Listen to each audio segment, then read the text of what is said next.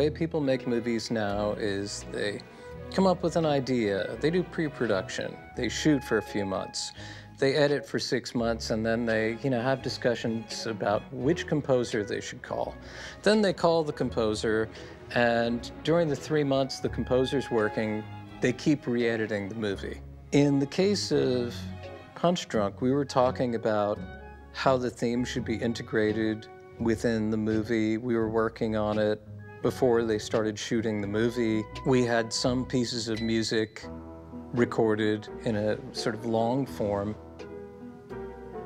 before the movie that he could edit to. Then there were things written on top of that. Then there were things written to the completed movie. It was a completely integrated process, and that's why I think, in this case, the music feels so integrated, because it is.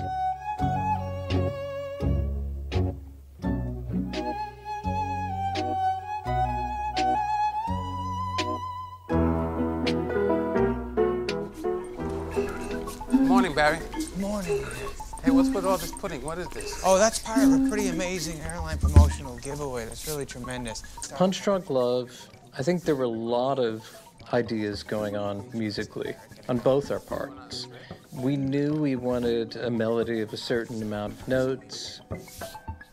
And we knew what that represented to us. We looked for that over time. I wanted something that could sound fairly random the first few times you heard it, but once chords were added, it would actually be melodious.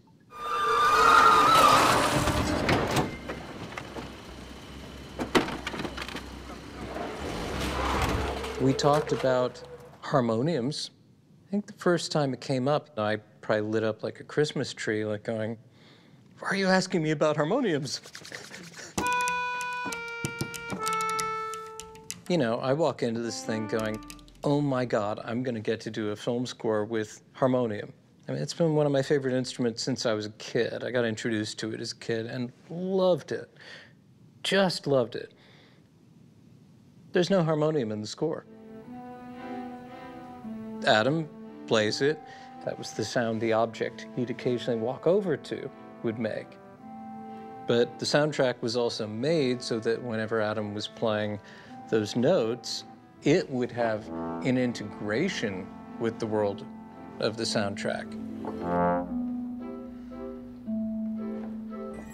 Right around the time he was starting shooting, he asked me, could you make some pieces for me that are just rhythm? And I said, yeah, of course.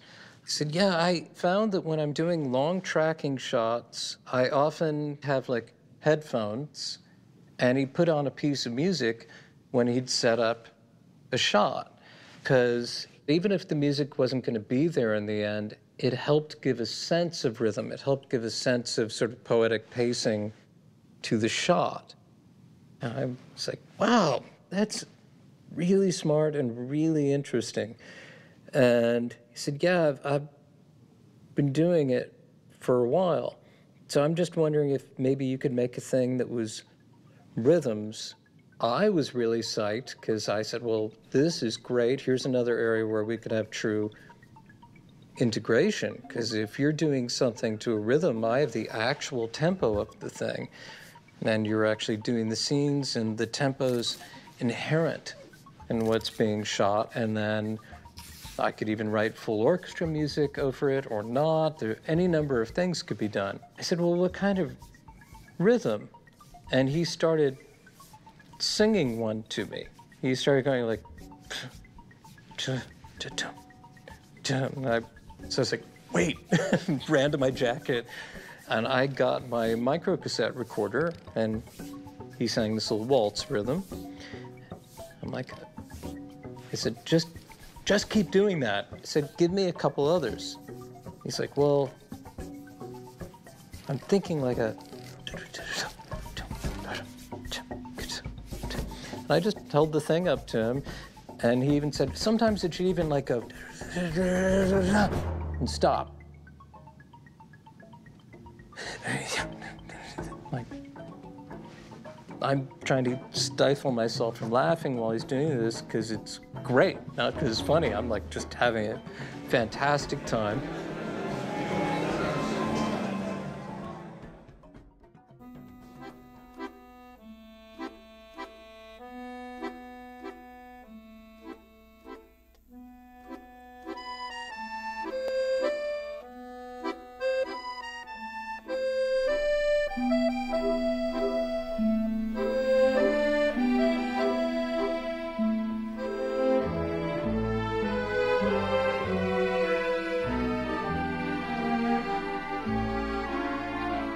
Paul had been watching old MGM musicals. He was studying saturation color of a certain era of movies. And we were talking about some of the feeling we wanted to evoke, which was a feeling of that era, a certain sort of 50s thing. And we were out on the street in front of the pre-production office one day talking, and I suddenly got struck, and I was like, I think what you actually want is the thing to feel like a musical, but nobody ever breaks into song. And he went, exactly! And I was sort of jumping up and down going, I can get behind that. It could be fantasy, oh.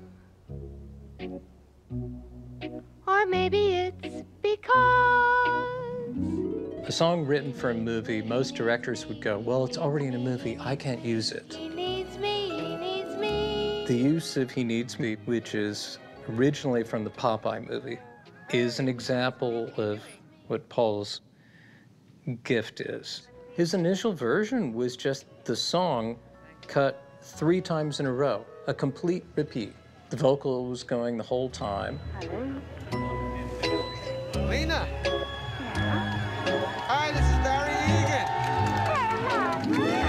Egan. Somebody working for Paul found out how to get the original master tapes in case we wanted to have the vocal off. And we made a version where song played once and then the vocal came in and out. Paul actually hated that. And again, this is to Paul's credit, because I remember going, is there not enough color change? Should the vocal go away a little bit more than it does? And he went, no, this is part of what's great and part of why it works. He needs me, he needs me, he needs me, he needs me, he needs me, he needs me. But I had done some experiments where we had the original master tapes. We basically, on one of our orchestra sessions, did a takedown of exactly how Shelley Duvall phrased the melody, and we had it played on different instruments. So like the palette I made for him on my stuff, I made a palette where if the vocal went away, we could have full orchestra playing on top of the original recording or an individual instrument soloing. Most people who make films are mixing movies with too many people in the room. You can't do that, it's wrong. Who are all going, oh, did that line of dialogue get heard? And, you know, music gets turned down unnecessarily. They're so worried about people being distracted or losing attention that they make things that are fairly flat. A guy who'd worked on tons of films was in visiting, and Paul played a big chunk. That guy stopped for a second and said, yeah, but, you know, is there a problem here with the narrative? Almost seems like some of this doesn't add up or something. And I kid you not, because I sat next to him, and without the slightest bit of guile, he turned around and said, I know, isn't it great? If anyone else in town starts fucking doing that, maybe we'll have some movies to watch.